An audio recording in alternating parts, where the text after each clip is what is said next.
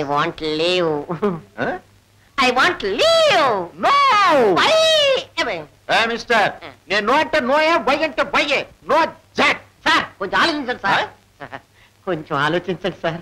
నేనా కొత్త పెళ్లి కొడుకుని పెళ్ళైన 15 రోజుల నుంచి పెళ్ళం మొహం చూడకుండా నైట్ డ్యూటీ చేస్తూ మీతో కాపురం చేస్తున్నాను. ఈవేళ 16 రోజు పండగ. ఈ రోజు కూడా నాతోనే జరుపుకో. బుద్ధి లేదటయ్యా. ఆల్రెడీ 2-3 సెలవు పెట్టి వెళ్ళిపోయారా? అతి ముఖ్యమైన ఒక వ్యక్తిని తీసుకొచ్చి సెలలో పెట్టావా?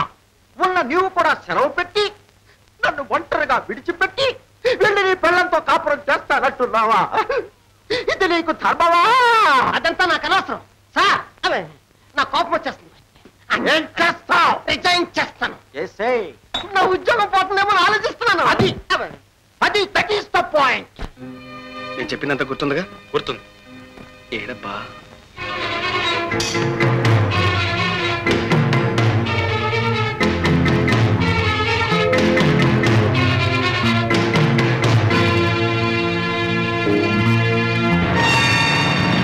అడుగు, మనోడు వస్తున్నాడు. నువ్వు వెళ్ళి జాగ్రత్త.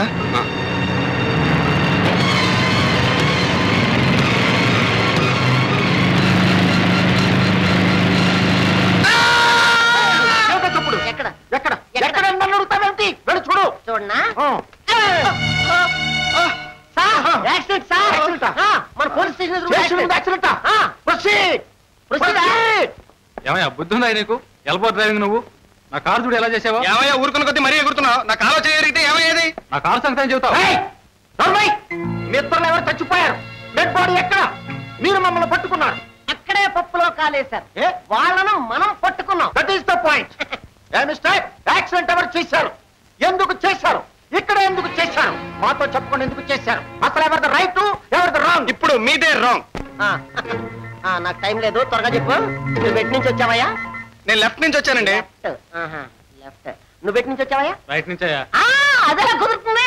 ఇతను లెఫ్ట్ నుంచి నువ్వు రైట్ నుంచి వస్తే యాక్సిడెంట్ అవుతుంది. Coming to the point. ఒకడు లెఫ్ట్ నుంచి వచ్చాడు, మరొకడు రైట్ నుంచి వచ్చాడు.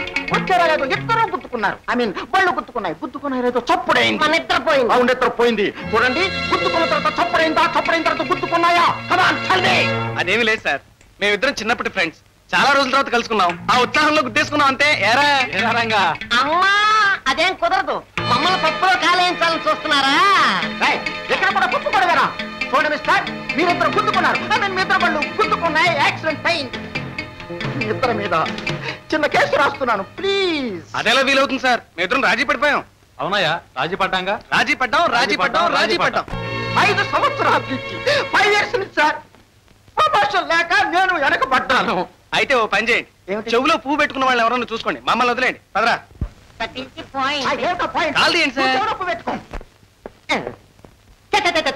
అదో కేసా సార్? ఏం కేసు అది? Suit case. పొద్దుటే లేచి ఎవరి మొహం చూశాను? నా మొహం చూడలేదే. ఎవరి మొహం చూస్తే దొరికిన కేసు పోయింది, నిద్ర పోయింది. అక్కడే పప్పులో కాలేశారు. అసలు మన కేసు ఉందా అని. That is the point.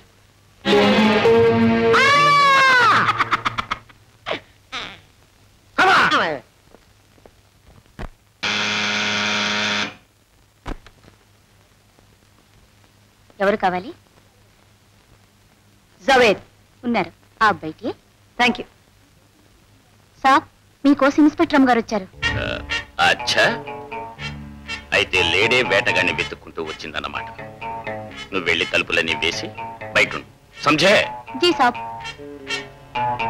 Hello inspector, ఏమిటి వేళప్పుడు వచ్చారు? ఏమిటి విశేషం? నిన్ను అరెస్ట్ చేయడానికి. భలే జోకేశారే. You mean I'm joking with you? I mean it.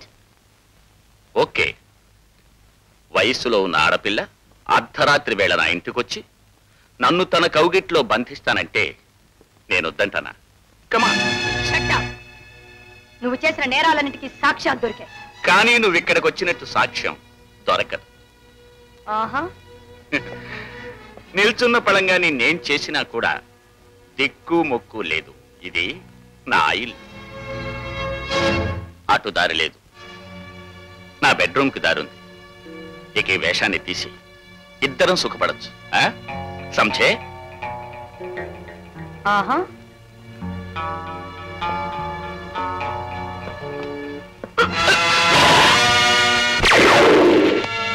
Don't move. Phone check. 3.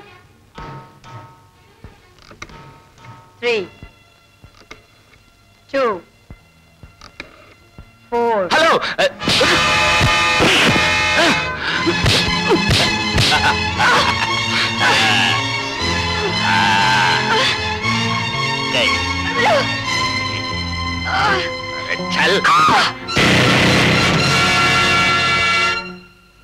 ఆడదానివైన ఒక పోలీస్ ఆఫీసర్ అని నిరూపించుకున్నా బట్ ఎంతైనా ఆడదానివి కదా. Be careful. Just a minute.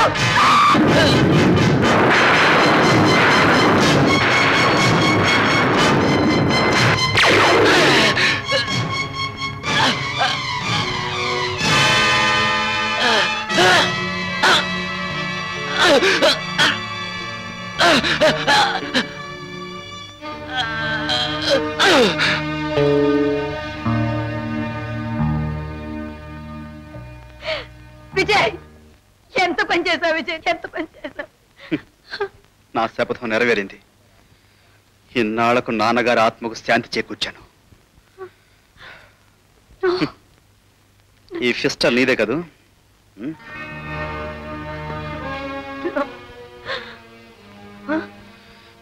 Lady inspector,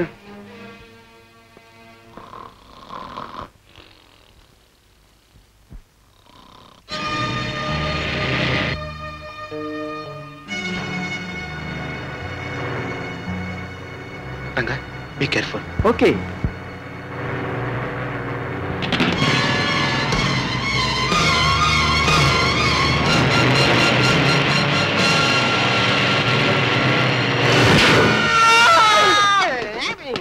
ఎక్కడ చప్పుడు?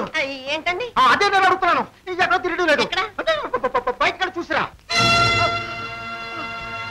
యాక్సిడెంట్. మళ్ళీ యాక్సిడెంట్. పాత కేసే.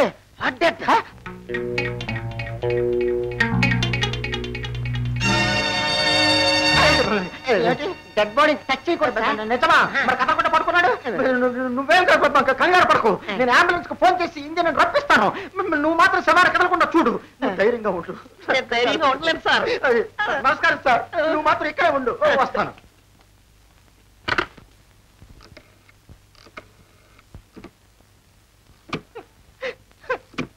Hello hello, 2 town police station అండి. సింహాచలం 53 స్టేషన్ యాక్సిడెంట్ అండి. కాదు సార్, పోలీస్ స్టేషన్ ముందు మోటార్ సైకిల్ వ్యాన్ గుద్దుకున్నాయండి. వ్యాన్ డ్రైవర్ మోటార్ సైకిల్ చచ్చిపోయిందండి. స్పాట్ డెడ్ అండి. సబ్ ఇన్స్పెక్టర్ గారు లేరండి. ఎవరండి? నర్స్ గారండి. నమస్కారం మేడం. డాక్టర్ గారు లేరండి. పోనీ కంప్యూటర్ గారు సరేనండి. త్వరగా పంపించండి. అంబులెన్స్ పంపించండి. అంబులెన్స్.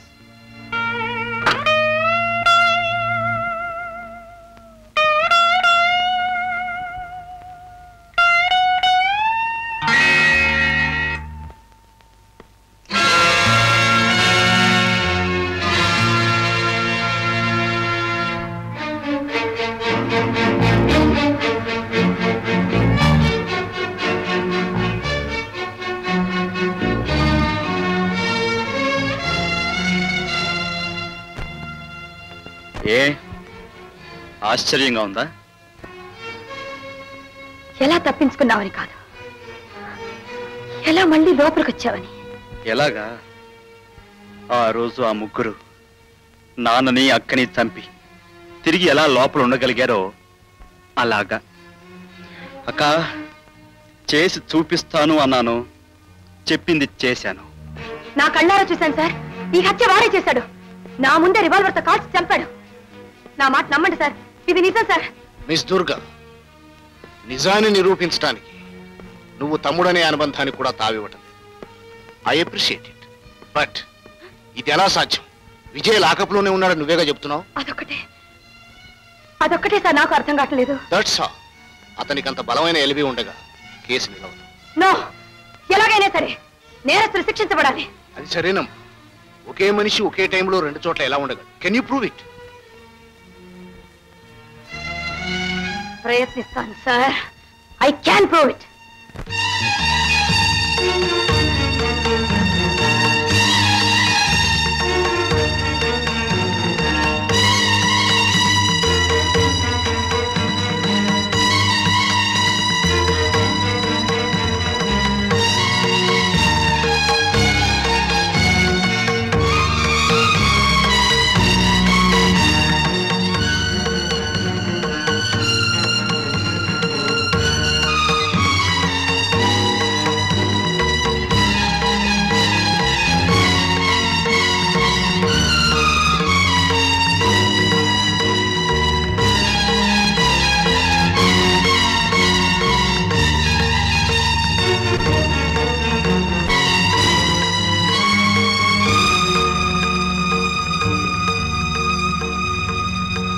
ఈ కేసు పూర్వాపరాలన్నీ పరిశీలించిన పిమ్మట ముద్దాయిగా చెప్పబడుతున్న విజయ్ పోలీసు కస్టడీలో నుంచి ఎలా తప్పించుకున్నాడో ప్రాసిక్యూషన్ వారు రుజువు చేయలేకపోయినందువల్లను హత్య జరిగిన సమయానికి విజయ్ జైల్లోనే ఉన్నాడని బలమైన సాక్ష్యాధారాలుండుట వల్లను బెనిఫిట్ ఆఫ్ డౌట్తో విజయ్ని నిరపరాధిగా నిర్ణయించి విడుదల చేయడమైనది.